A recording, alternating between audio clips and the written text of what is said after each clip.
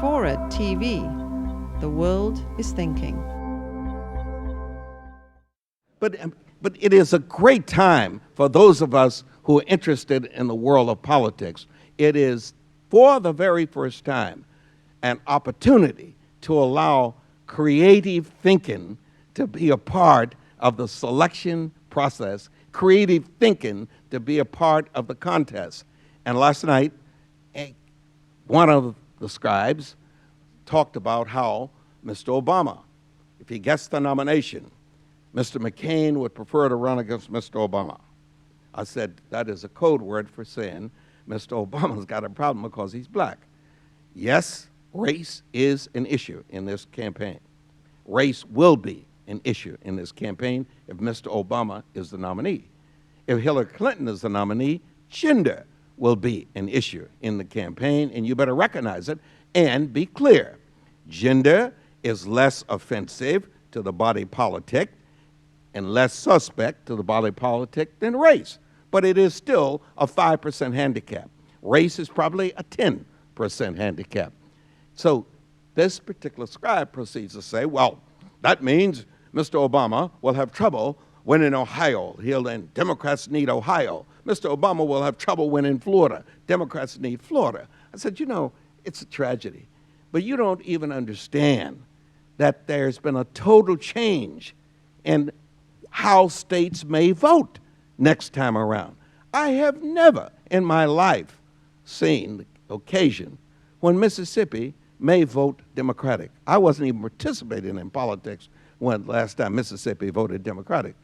But because of Barack Obama's candidacy, all of a sudden, the dominant population in Mississippi could very well be African Americans and the few decent white people that they can influence. And that may cause Mississippi to go the same way North Carolina may go, the same way South Carolina may go, the same way Arkansas may go, the same way Louisiana may go. It is just mind-boggling to think of how the landscape will change. The blue states will no longer be necessarily blue, and the red states may be so influenced by black that they become purple. I mean, it's just absolutely incredible what could in fact occur this time around. Yet our super scribes on radio and television are not even thinking that way. They are so far behind where the people are. And the people really have moved on. The people rejected the traditional potential Democratic nominees and went for change. They went for either Hillary or they went for Obama. Each represent change from the normal selection process.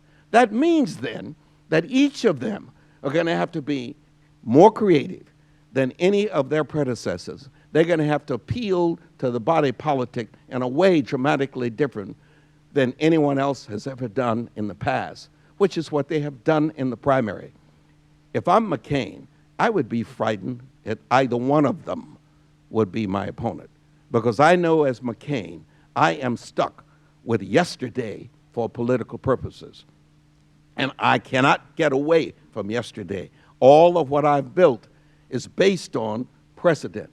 These two candidates are something different. They're not on precedent. Obama, the audacity of hope. Hillary Clinton, for the first time, the full equality of women, a release of all that incredible pent-up energy. It is so exciting. It is so different. And it is being watched by people all over the world. If you want to get a good slant on the news, skip the channels you've been watching here in San Francisco. And every day, the BBC has about, 10 or 15-minute analysis on our political scene around the presidential campaign. That is absolutely mind-boggling. And the same goes for almost every other country in the world. They are focused and riveted on the idea that for the first time, America may grant full equality to one or the other of the people that have never fully enjoyed equality by giving them the opportunity to lead this nation. I'm telling you, this is history.